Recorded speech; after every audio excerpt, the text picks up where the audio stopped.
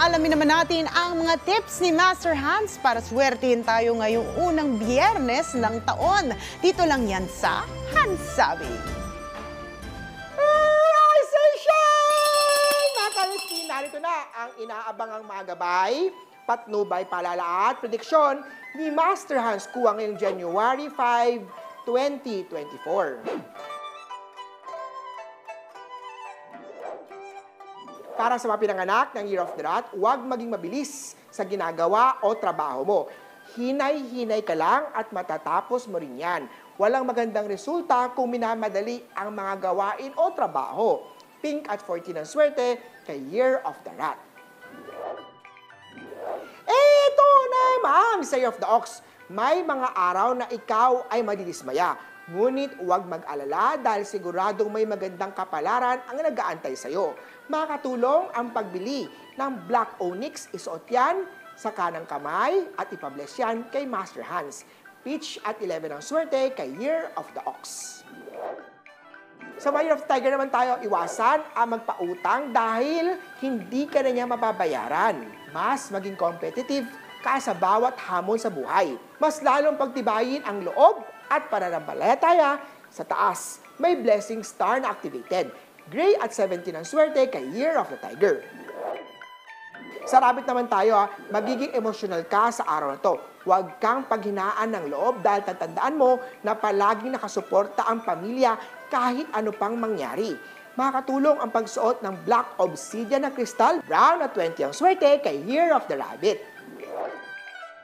Para naman tayo sa Year of the Dragon, ikaw naman ang pinakamaswerte ngayong araw.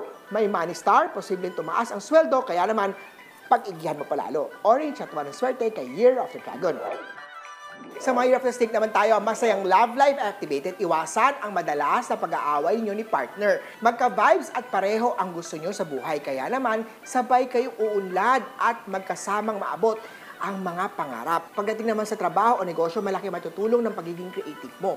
Makakatulong ang pagsuot ng rose quartz sa left hand para ma-activate ang Happy Love Life Star. White at 7 ang swerte kay Year of the Snake. Ito naman ang Year of the Horse. Habaan mo ang pasensya sa mga taong hindi bukas ang pag-iisip. Mas marami kang karanasan, kaya naman gamitin yan para gabayan ang ibang tao. Green at 3 ang swerte kay Year of the Horse. Punta naman tayo sa Year of the Goat. May bagong makikilalang kaibigan na mula sa social media. Siya ay makakatulong upang mapaganda ang iyong career. Huwag mong hayaan na mawala ang taong to dahil career luck star activated sa chart. Purple at 9 ang swerte kay Year of the Goat. Para naman sa Year of the Monkey, magandang opportunity luck star ay nasa chart mo. Mataas ang iyong energy sa araw na to, higising ka ng may ngiti dahil magandang balita ang bubungad sa iyo. Ang pagiging positibo sa buhay at palagi nakangiti ay nakakabata at nakakagandang tignan. Orange at 2 ang swerte sa chart. Sa Year of the Rooster naman tayo, may magandang balitang bubungad ngayon. May good friend na tutulong sa iyo pagdating sa problema. Kailangan mo i-boost ang confidence at mga talent na kailangan mong ipakita at maging inspirasyon ka sa lahat. Maroon at 4 ang swerte kay Year of the Rooster. Doggy naman tayo, conflict day ngayon, iwasan ang madalas na pagpupuyat at papapalipas ng gutom. Unhealthy star ay iwasan. Gold at 6 ang swerte kay Year of the Doggy. At sa mga Year of the Pig naman tayo, may taong makakaintindi sa iyong pinagdadaanan. Siya ay patuloy na susuporta at nandyan para sa iyo. May helpful friend star sa chart mo.